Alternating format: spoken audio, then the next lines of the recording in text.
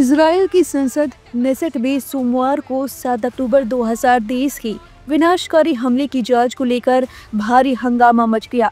विपक्षी दलों ने प्रधानमंत्री बेंजामिन नेतन्याहू पर सीधे दोषारोपण किया, जबकि सत्ताधारी गठबंधन ने किसी भी जांच आयोग के गठन का विरोध जताया।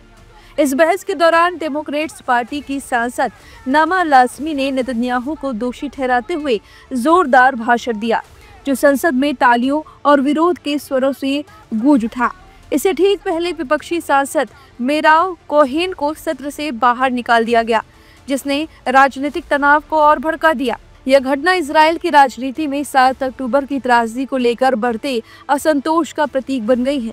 हमले में 1200 से अधिक इजरायली मारे गए थे और 250 से ज्यादा बंधक बनाए गए थे, जो हमास के सबसे बड़े आक्रामक के रूप में दर्ज है।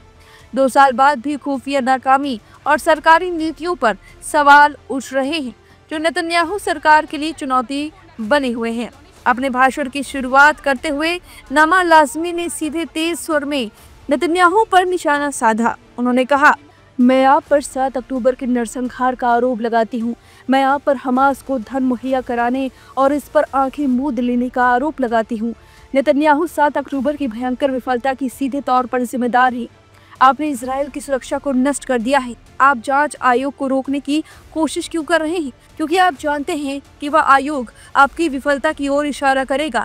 आप अपनी जिम्मेदारी से भाग रहे हैं। सांसद नामा लाज़मी सिर्फ यही नहीं रुकी, उन्होंने आगे भी पीएम नेतन्याहू को इजराइल को इस युद्ध में झोंकने का सीधे तौर पर जिम्मेदार माना। उन्होंने कहा, बंधकों को वापस लाने के लिए आपको क्षेत्रीय राजनयिक समझौते पर जाना होगा, लेकिन आप अपने राजनीतिक अस्तित्व के लिए इस देश को दांव पर लगा रहे हैं। ट्रंप बंधकों को वापस ले आए, जबकि आप उनसे माफी मांगने में व्यस्त थे। वही लाज़मी ने आगे जोर देकर कहा कि बर्बाद हुए परिवारों को हराने की कोई कोशिश सफल नहीं होगी, क्योंकि वे हमारा नैतिक कंपास है। उन्होंने हमले को नेतन्याहू के माथे पर हमेशा की काली दाग करार दिया है। लाज़मी का यह बयान संसद में हंगामे का कारण बना। विपक्षी सदस्यों ने जोरदार तालियां बजाई, जबकि सत्ताधारी गठबंधन के सदस्यों ने अनुचित और राजनीतिकरण का आरोप लगाते हुए विरोध जताया।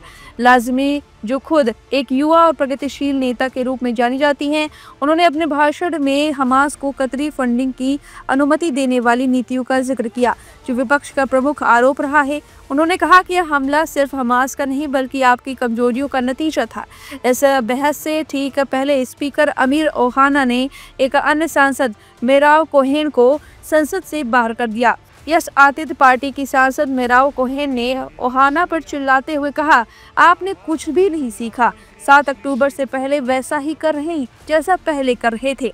कोहेन ने इसे सरकारी नीतियों की खुफिया चूक और न्यायिक हस्तक्षेप की अनदेखी से जोड़ा है, जो हमले की पृष्ठभूमि में और संवेदनशील हो गया है। डेमोक्रेट पार्टी के खिलाफ करीब और अन्य विपक्षी सांसदों ने भी विरोध जताया है। परिणाम स्वरूप कोहेन सहित कई सांसदों को जबरन सत्र से बाहर कर निकाल दिया गया। फिलहाल इस बहस ने इसराइल में राजनीतिक माहौल को गर्म कर दिया है।